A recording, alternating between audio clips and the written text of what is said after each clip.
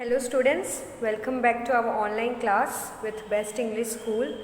So students, today our subject is Social Science and Chapter 8, Framing of Constitution and its Features.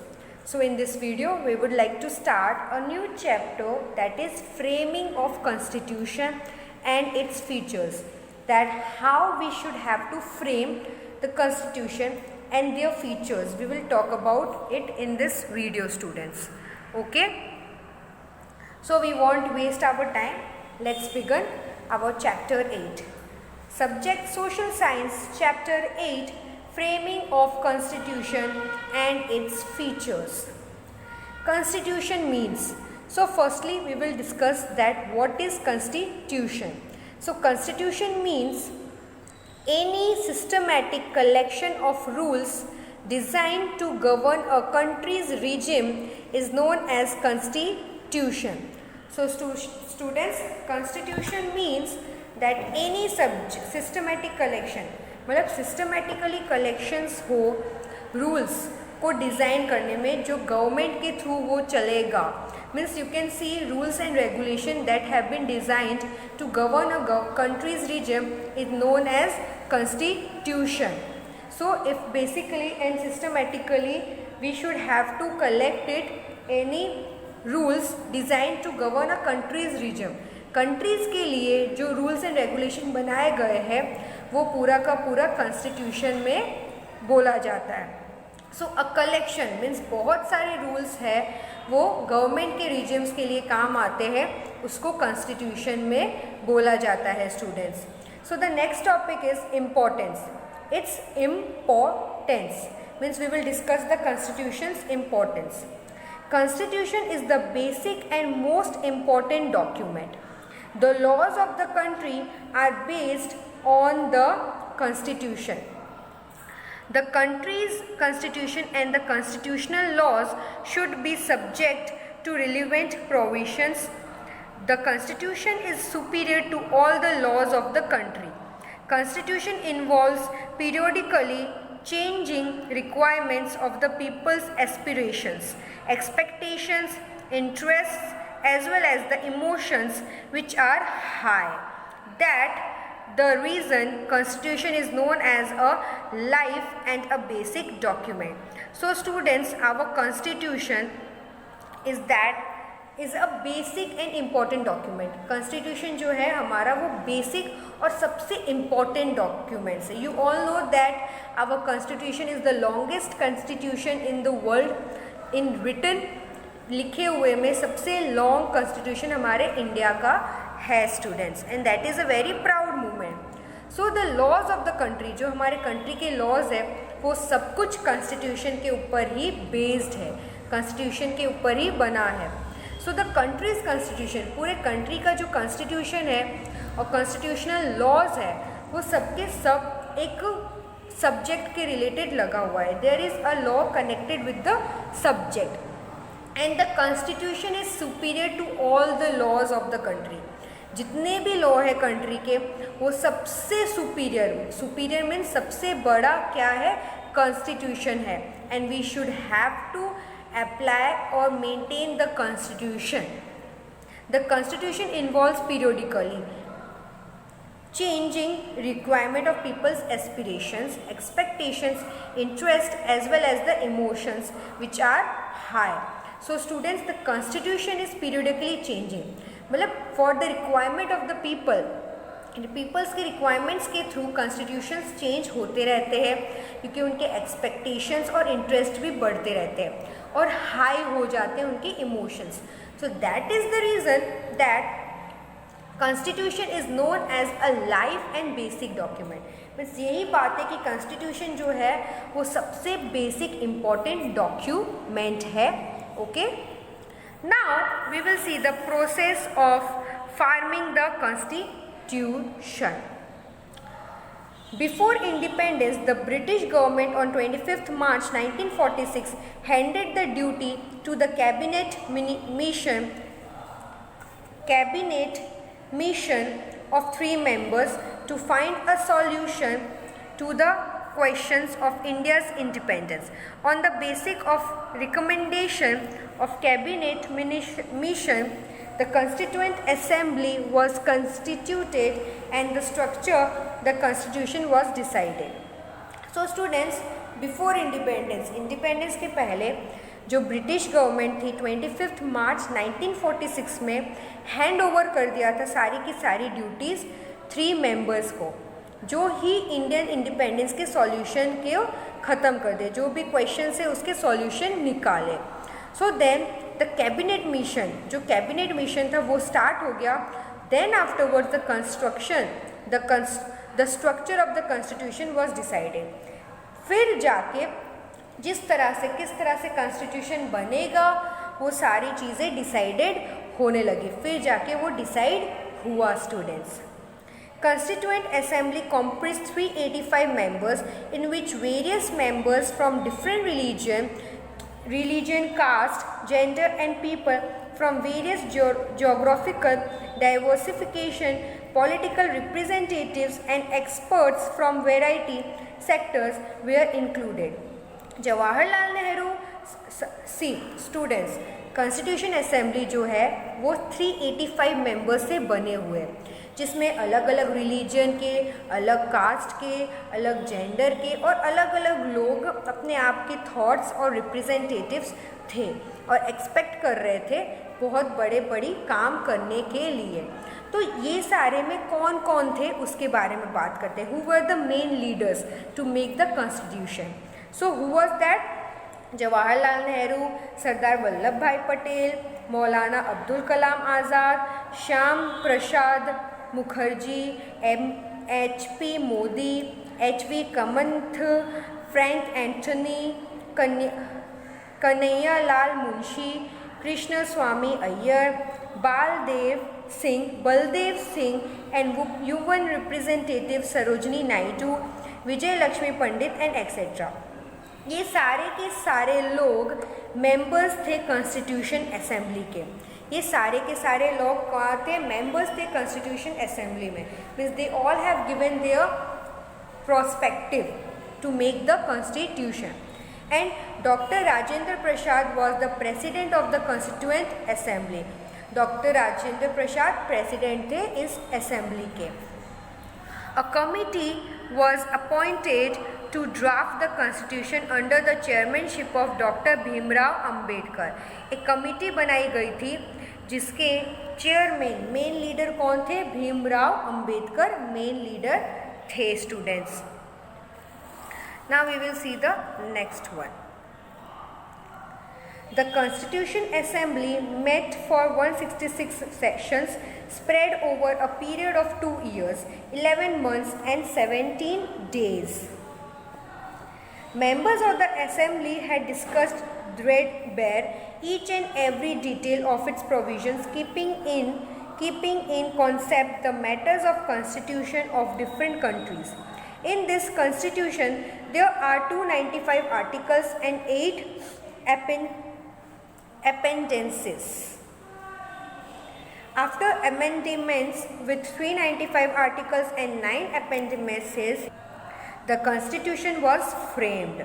On 26th November 1949, the Constitution was unanimously passed in the Constituent Assembly.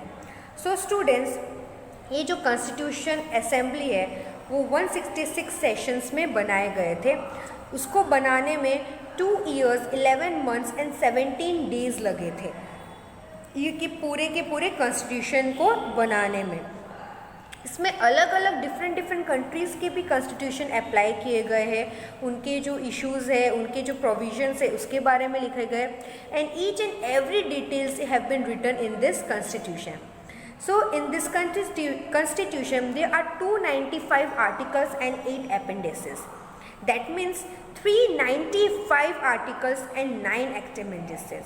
मतलब जब starting था तब 295 थे and after accommodation 395 articles and 9 appendices have been occupied. The constitution was framed on 26 November 1949.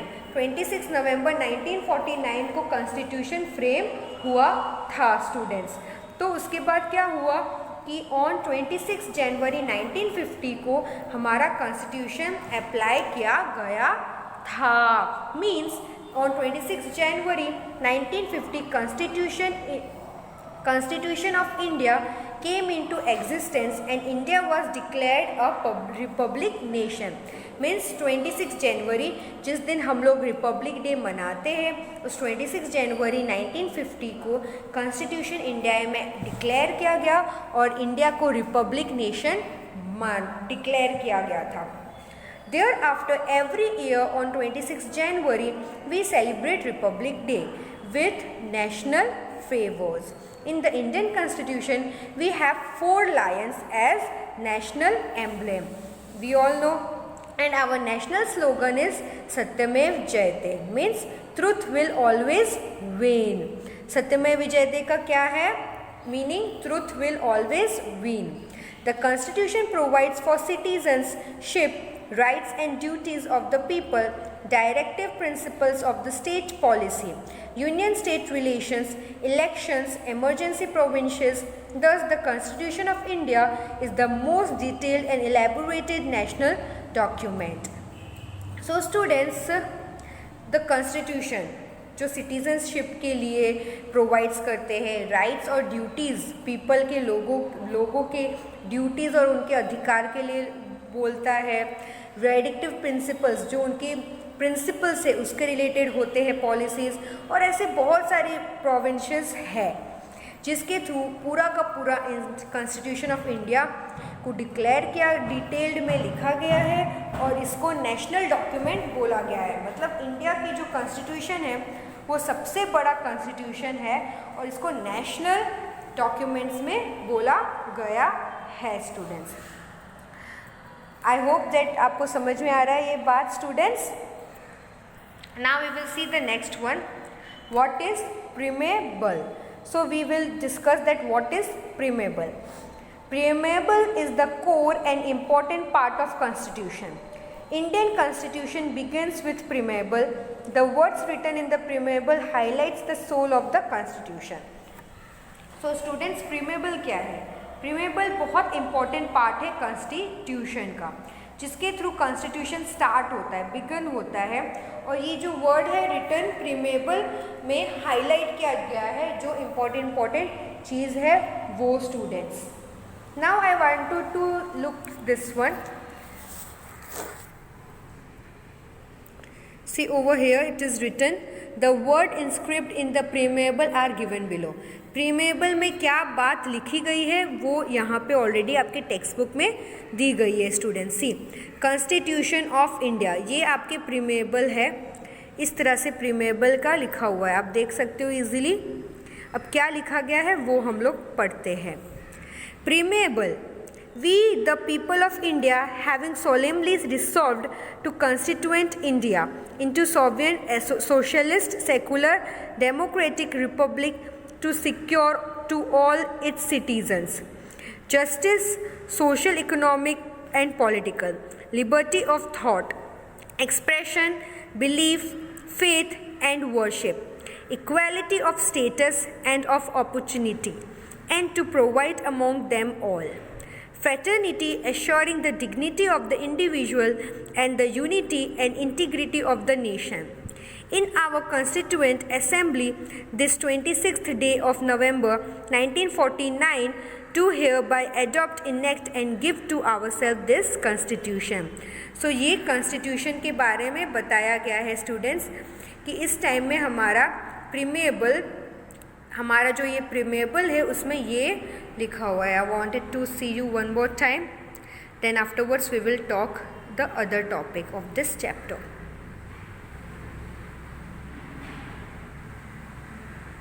C its look so beautiful right, कितना अच्छा है ये। Actually हमारे कॉन्स्टिट्यूशन में प्रीमेबल में लिखा गया है students. Now let's see the next one, next page.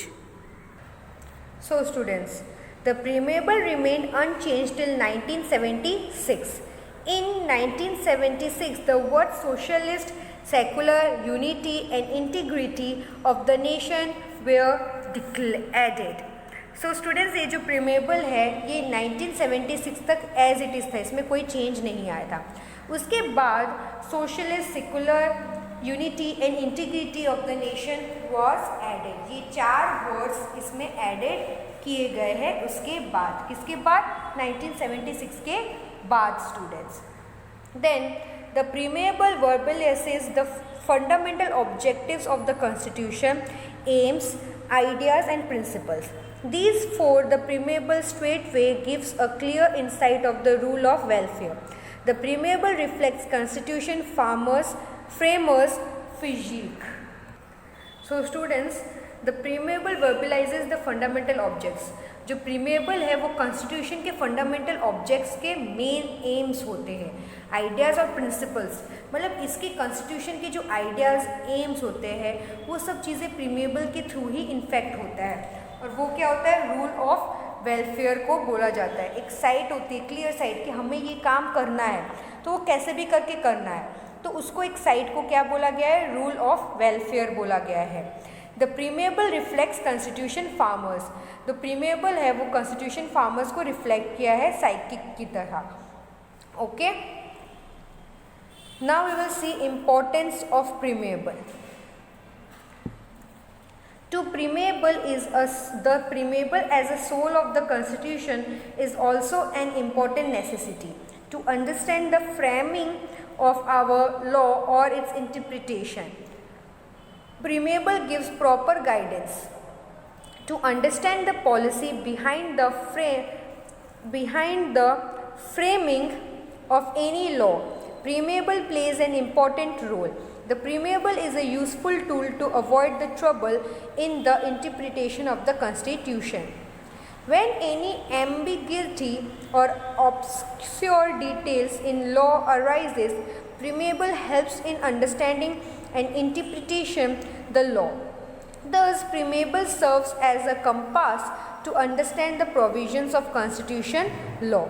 Preamble is nation's unity, integrity and is the standard crust of brotherhood among citizens who having the noble sentiments and ideals. Preamble is backed by high ideals and goals. So students, importance of preamble. अब हमें preamble की importance की बात हम लोग कर रहे हैं स्टूडेंट्स. तो प्रीमेबल एक कॉन्स्टिट्यूशन का सोल है, एक आत्मा है, आप जैसे बोल सकते हो, जो बहुत ज़्यादा इम्पॉर्टेंट है कॉन्स्टिट्यूशन के लिए. क्या करने के लिए? अंडरस्टैंड करने के लिए, समझाने के लिए लॉ को और उसका क्या फ़ायदा है, और उसके जो प्रॉपर गाइडेंस को फॉलो करेंगे तो क्या क्या टाइप के हमें फ़ायदे मिलेंगे, प्रॉफिट होंगे हमारे. और पॉलिसी को समझाने के लिए लॉ किस तरह से फ्रेम किया जाता है, लॉ को किस तरह से हम लोग यूज़ कर सकते हैं, ये सब चीज़ें प्रीमेबल के थ्रू हमें पता चलती है. इसलिए प्रीमेबल का बहुत इम्पॉर्टेंट रोल है स्टूडेंट्स. तो प्रीमेबल का सबसे ज़्यादा यूज़फुल टूल ये है कि हम लोग के पास जो भी ट्रबल्स है वो सारे के सारे सॉल्व हो सकते हैं. कोई भी प्रॉब्लम्स है वो सारे के सारे सॉल्व हो सकते हैं ईजीली. When any ambiguity, बस कोई भी ambiguity मीन्स कोई भी चीज़ की इश्यूज होंगी लॉ में तो वो अराइज होंगी, वो प्रॉब्लम सॉल्व करेंगी. और प्रीमेबल क्या करता है? अंडरस्टैंड करवाता है, समझाता है लॉ को कि किस तरह से ये चीज़ फोकस्ड हो सकता है. Preamble serves as a compass, एक कंपास की तरह सर्व करता है जो कॉन्स्टिट्यूशन और लॉ को ईजिली समझाता है. They will take granted to get the constitution. So preamble is also having a nations unity. इससे यूनिटी का भी पता चलता है, integrity and also a brotherhood. जैसे हमारे इंडिया कंट्री में सारे के सारे रिलीजन्स एक साथ रहते हैं, so that is a brotherhood. So they all are together, they are having a sentiments and idols कि हमें साथ में रहना है, जिसे हम हिंदी में भाईचारा बोलते हैं. And preamble is backed up high ideals. It's having a very high ideals and goals also, बहुत बड़े गोल्स भी है इस चीज़ के. नाउ वी विल सी और discuss about the pillars of the preamble. So we will discuss pillars of the preamble. Pillars आपको पता ही है पिलर्स क्या है, so let's do that. The words inscribed in the preamble are: we, the people of India, sovereign, socialist, secular, democratic, republic, justice, liberty, fraternity and equality. हम जो people है, हम ये सब के एक यूनिटी है. इसी सब से sovereign, socialist, secular, democratic, republic, justice, liberty, fraternity and equality, ये सारे पिलर्स हैं हमारे. They are the main inscript words. ये सारे के सारे वर्ड्स प्रीमेबल में इंस्क्रिप्ट है, मतलब लिखे गए हैं. तो प्रीमेबल के 3 सबसे मेन पिलर्स हैं. सबसे 3 मेन पिलर्स क्या है? फर्स्ट पिलर है डेमोक्रेसी, सेकेंड पिलर है सोशलिस्ट और थर्ड पिलर है secularism. So part by part we will discuss the democracy, socialist and secularism. Okay students, so first we would like to start from democracy. Democracy, the ultimate sovereignty of power is with the people according to Indian constitution. There is no particular regime of any one particular person, instead it is with the people. So students, the ultimate sovereign, जो ultimate power है, सबसे main power किसके लिए है? People के लिए, लोग हैं जो इंडियन कॉन्स्टिट्यूशन को फॉलो करते हैं. And there is no other any particular reason, ऐसा कोई अनदर पर्टिकुलर रीजन नहीं है जो पीपल्स के थ्रू ही हो. सिर्फ और सिर्फ पीपल ही, हम लोग सिटीजन्स ही कर सकते हैं वो चीज़. So democracy, the word is derive from Greek and demos, means people, and kratos means power. Country's power is not within a group of people, instead it is within the people of the country. Democracy states administration is such an arrangement in which there is equal justice for people to social, economic and political, and having equal rights of participation. So students, democracy word, how the democracy word have been arrived. So the demos means Greek word. Demo is a Greek word, people. Demo means क्या है? people. और kratos means क्या होता है? power. So actually ये बोल सकते हैं कि countries का power is a group of people. मतलब लोगों के वजह से ही country के पास power है. With the help of the people, the citizens of the country, they have the authority, they have the power. So that's the reason we used to call countries power, students. And then the state administration having a very lot of arrangements. ऐसे बहुत सारे arrangements है जो equally justice, मतलब लोगों को equally justice देने के लिए काम आते हैं, profit होते हैं. Social, economic and political crisis में भी काम आता है. And the people of the countries nation will fight to their equal rights of participation, and they all will participate equally, and they are having a rise over their students. So in democratic India, people elect their leaders through their choice by casting vote to represent those leaders in the parliament, and thereafter assuming the post of prime minister and his or her cabinet. Executives do not have absolute power. They are given specific time limit. Similarly, the voters elect state and local level government. So hence, democracy means by the people, for the people and of the people. Cabinet consists member of parliament. Cabinet of ministers is responsible to the parliament. So students, in democratic India, ये जो हमारा India है वो democratic India है, जिसमें people elect करते हैं, choose करते हैं लीडर्स को वोट करके. पता है ना हमारे वोट एज क्या है? Above the 18 years. So 18 years के बाद से लोग वोट करते हैं.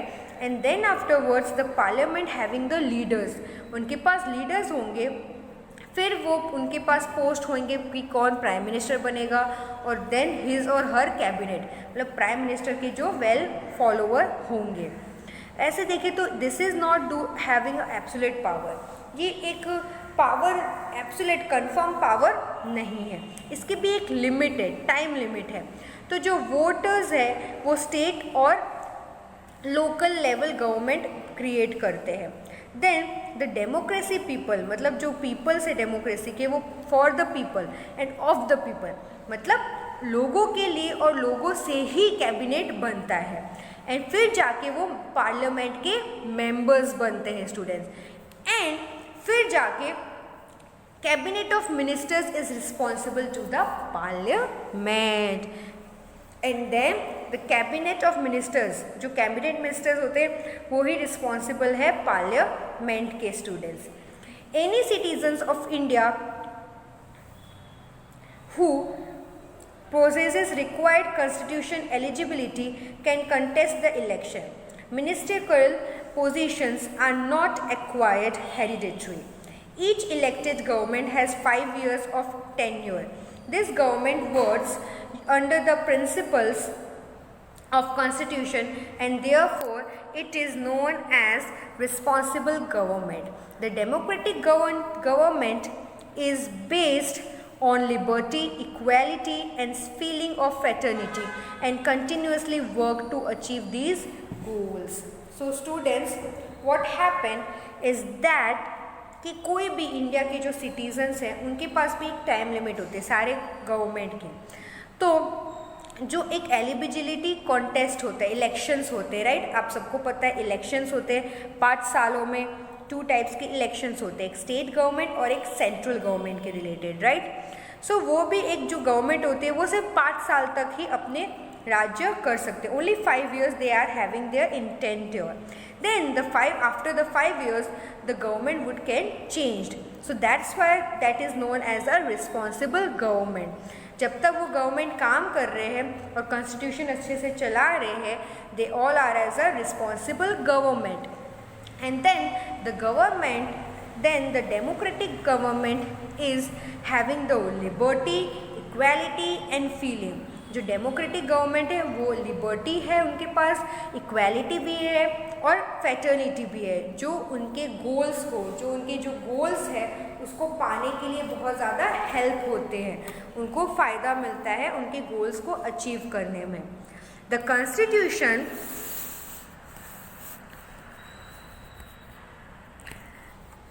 disseminates the power to people to cast their vote according to their free will and thereby instills confidence in the Constitution. The Constitution of Democratic India renders fundamental rights, principle for political directions, Parliament, member of Assembly, independent and impartial justice, and election commission, and are those provisions which make our country democratic in every means.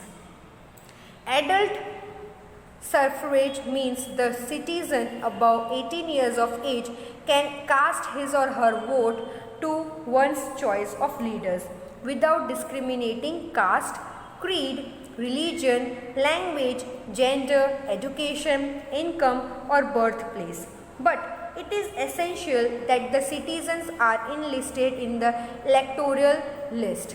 So students, what happened that the people, the power is only to get the right candidate for our nation. जो हम लोग cast के नहीं सोच के जो हम लोग वोट करते हैं, हमारे अपने कास्ट करते टू कास्ट देयर वोट, तो वो हमारे पास फ्रीडम है कि we can choose our government and with the help of the constitution we can get our government.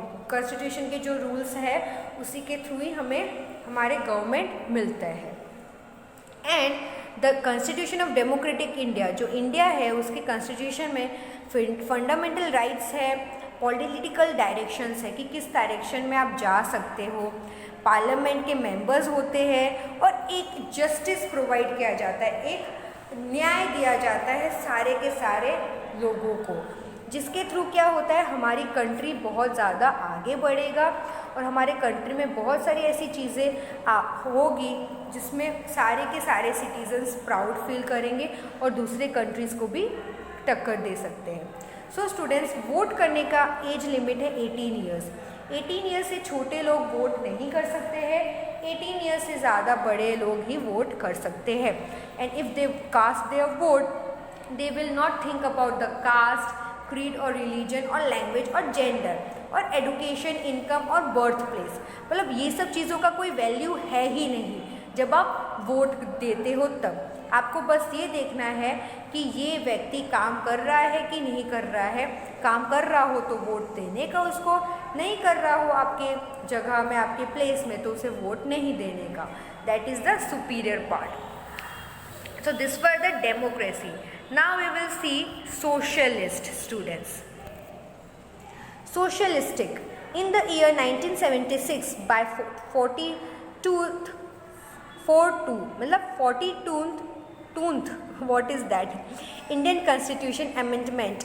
Constitution of India added in the 42 Amendment the word socialist. Most of the provisions in the Constitution of India directly or indirectly show social revolution, which brought social and economic equality and furthered the aim of welfare state. So students, ये जो socialist है 1976 42th Indian constitution बनाया गया था, उसमें ये word socialist word apply किया गया था। तो ये जो कॉन्स्टिट्यूशन इंडिया का है वो डायरेक्टली और इनडायरेक्टली सोशल रिवॉल्यूशन में कनेक्टेड है ही, जिसमें क्या होता है स्टूडेंट्स, इकोनॉमिक इक्वालिटी, मतलब पैसे के थ्रू इक्वालिटी रहेगी। और इनका सबसे बड़ा मेन मोटिव क्या था, वेलफेयर स्टेट, मतलब स्टेट को बढ़ाओ और अच्छे तरीके करो। The principle of socialist pattern direct social, economic and political equality for citizens are as given in the preamble. It is now regarded as a prime factor of the state. It reflects the fact that India is committed to secure social, economic and political justice for all its people. India stands for abolishing all forms of exploitation as well as for securing equitable distribution of income, resources and wealth.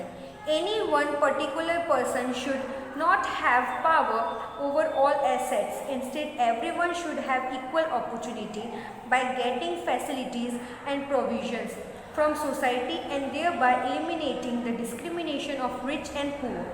Therefore, we can say that Constitution of India is a socialist document. So students, what happened is that the people, the principle, मतलब आप ये बोल सकते हो कि जो socialist pattern है, जैसे सोशल, इकोनॉमिक और पॉलिटिकल इक्वलिटी, जो सिटीजन्स में इक्वालिटी रहनी चाहिए, वो प्रीमेबल के थ्रू ही हमें मिलेगा। And this is a very prime factor, ये सबसे बड़ा फैक्टर है स्टेट का। It reflects that India is committed to secure social. जो इंडिया है कमिटेड मतलब पूरे डिवोटेड है सोशल, इकोनॉमिक और पॉलिटिकल जस्टिस के लिए, मतलब सारे के सारे लोगों को जस्टिस ज़रूर मिलेगा। और इंडिया एक्चुअली बहुत सारे एक्सप्लॉयटेशन में भी सिक्योरली अवेलेबल है, मतलब इंडिया बहुत जगहों पे डिस्ट्रीब्यूशन करते हैं इनकम के, रिसोर्सेज के और उनके वेल्थ के भी। तो any one particular person should not have power, मतलब कोई भी एक पर्टिकुलर पर्सन के पास पावर नहीं है यहाँ पे। ये because everyone should have equal opportunity, मतलब सारे के सारे लोगों को इक्वल अपॉर्चुनिटी मिलनी ही चाहिए और फैसिलिटीज़ मिलनी चाहिए, और सोसाइटीज़ को भी एलिमिनेट, मतलब जो भी ख़राब चीज़ें हैं जैसे भेदभाव करना रिच और पुअर का, वो भी हटा देना चाहिए। और ये सब चीज़ें कॉन्स्टिट्यूशन ऑफ इंडिया में सोशलिस्ट डॉक्यूमेंट में लिखा हुआ है students. Okay, now we will see the last part, and that is secularism. So what is secularism? In the year 1976 for by 42th Indian Constitution Amendment, the word secular was inserted. India is a secular country. India can never become one particular religious country as per the provisions of the Constitution. India does not follow any particular religion, so the country never promotes any religious activity. The country cannot involve any secular activity with religious activity. The citizen of the country has a freedom to choose his or her religion. The country cannot discriminate a citizen or religious basis. Equal job opportunities and political rights to the citizens are given without any religious discrimination. In this way, secularism is the basic foundation and mandatory feature of the Constitution. So students, year 1976 में 42th Indian constitution में word secular insert किया गया था, मतलब लिखा गया था, इसलिए इंडिया सेकुलर कंट्री भी है। इसमें क्या है स्टूडेंट्स कि इंडिया कभी भी ऐसे नहीं बोलेगा कि आप उस जात के हो, आप इस जात के हो।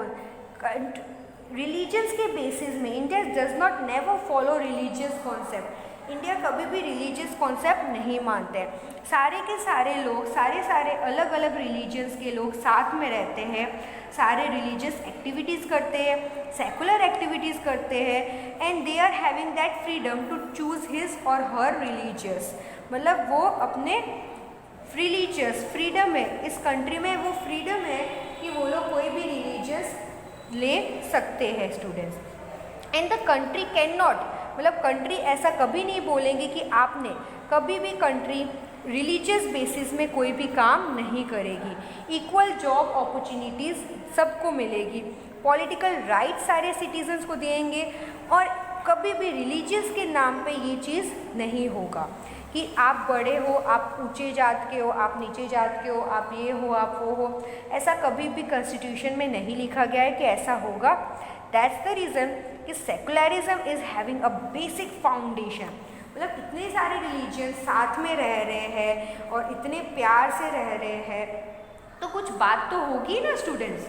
सो that is why secularism is the basic foundation and mandatory feature of the constitution students. सर्वधर्म समृद्धि एंड सर्वधर्म संभव are the principles incorporated in the Constitution.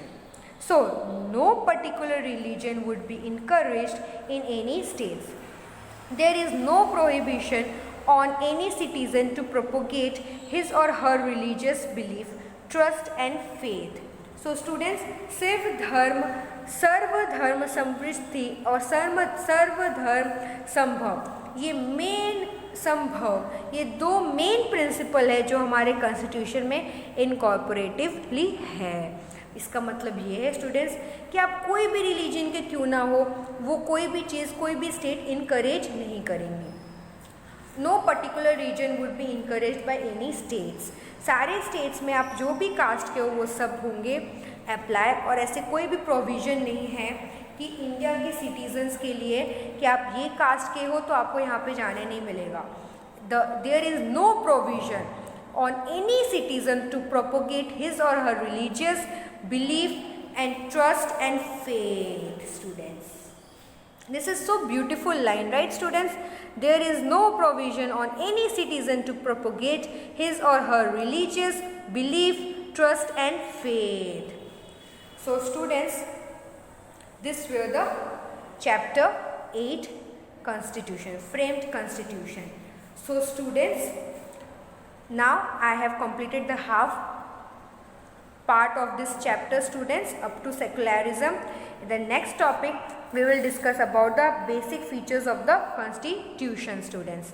Okay, so till then I will see you in the next video.